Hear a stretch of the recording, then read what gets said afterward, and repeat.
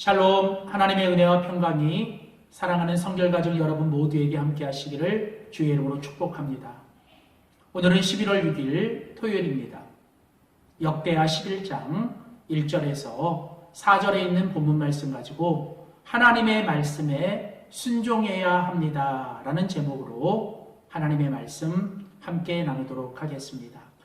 역사는 과거와 현재의 대화이며 해석이다 라고 유명한 역사학자인 카하는 말을 했습니다.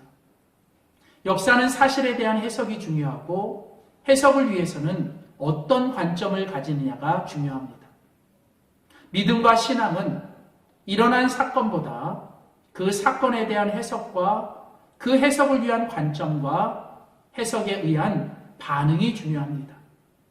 올바른 믿음과 신앙은 언제나 하나님의 관점으로 하나님 중심으로 해석하고 반응해야 하는 것입니다. 오늘 우리가 계속 살펴보고 있는 이 역대하는 바로 구약의 역사서입니다. 이스라엘의 역사는 하나님 중심의 역사입니다.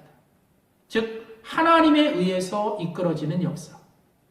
하나님의 변함없는 언약에 대한 신실하심 앞에 이스라엘은 계속해서 그 언약에 대해 불순종이라는 역사를 써갑니다.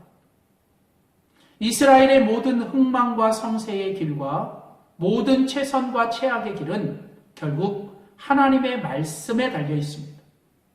얼마나 하나님의 말씀을 잘 듣느냐, 그리고 그 말씀에 순종하느냐에 달려 있는 것이죠.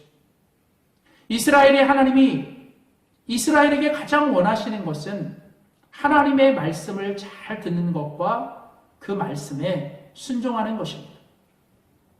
오늘 본문은 이제 르호보암의 잘못된 선택 앞에 여로보암이 북쪽의 10지파를 이끌고 북이스라엘에 나라를 세우게 되자 르호보암은 이스라엘을 다시 회복해야 한다라고 하는 명분을 가지고 군중들의 소리와 수많은 군대를 앞세워 북이스라엘과 전쟁을 하려고 합니다.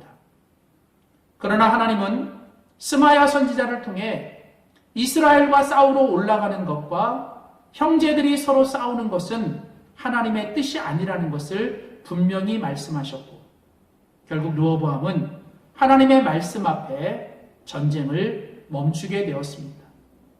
하나님은 말씀을 통해 이스라엘을 최악의 길에서 막아주셨고 최선의 길로 인도해 주셨습니다. 아무리 확실한 계획도 아무리 좋은 명분도 세상의 모든 사람들의 소리도 절대 주님의 뜻과 말씀보다는 앞서서는 안 됩니다. 주님으로 말미암지 않은 것은 최악을 가져오게 됩니다. 주님의 말씀을 경청하고 주님의 말씀에 순종하는 것이 최선입니다. 신앙의 핵심은 주님의 말씀을 경청하고 주님의 말씀에 순종하는 것입니다. 우리의 어떤 계획도 아무리 좋은 명분도 세상의 어떤 소리도 주님의 말씀보다 앞서지 않게 해야 합니다. 부디 오늘 하루도 오직 주님의 말씀만이 우리의 기준인 것을 기억하고 주의 말씀을 경청하며 주님의 말씀에 순종하며 주님의 말씀의 뒤를 따라가는 복된 하루 또 승리하는 하루가 되시기를 주의 이름으로 축복합니다.